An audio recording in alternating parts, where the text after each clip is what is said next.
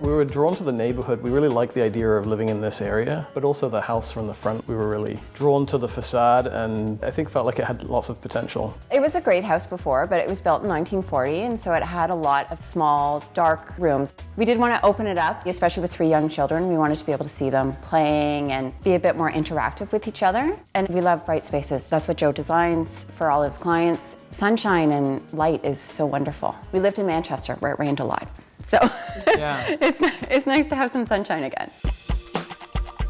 The facade at the front addressed the neighborhood and the look of the neighborhood, and we really like the idea of keeping that.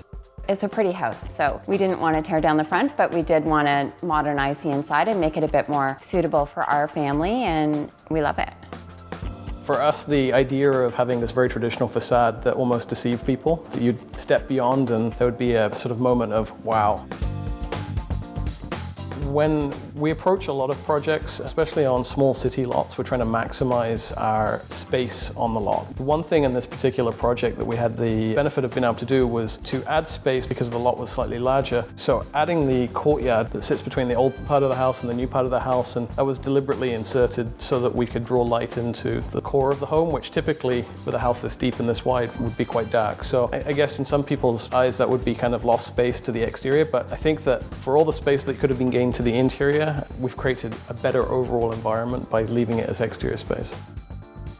I think that there is almost a kind of worry for some people that modern can be too different and be something that can't be enjoyed. It's a funny situation because we have a lot of clients that come to us that want to do something modern in the way that they describe the kinds of spaces that they want. They want open plan living, they want lots of natural light, they love glass, but yet it's dangerous to describe that as modern. It's like they're stepping outside of a comfort zone, but it's something that people are beginning to realize is more prominent and it can be just as enjoyable as more traditional space. I think a lot of people think modern's cold, but it doesn't have to be. We like black, we like white, but we also wanted to introduce the warmth through walnut flooring, and some of the millwork is in walnut as well. But we have young kids. I wanted it to be fun and bright for them. So we did try to incorporate some bright colors. And through the furnishing, you can add so much and change it over time. I think the idea of introducing furnishings that kind of reflect a certain point in your life is something that you always want to do in a home, and so having the flexibility to make change is important. But certainly we'd like to think this is a good example of modern architecture, but it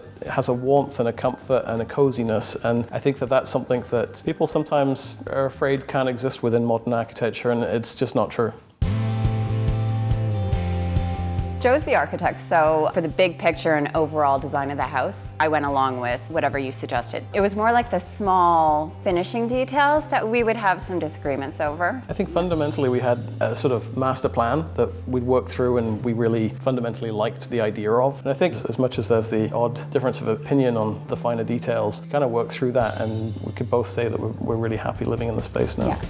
It was an interesting journey to go through the process ourselves. One, to have to design space that I had always kind of imagined wanting to live within myself, but then also to take on board what Sarah's thoughts were, and also our kids to a certain degree as well. It was certainly a change in dynamic, but it was equally as exciting, if not more exciting. And to now actually live in the space, which is something I never do on any of the projects I work on, that's like the extra bonus. To be able to experience something we've designed and take the journey together has been great fun. So.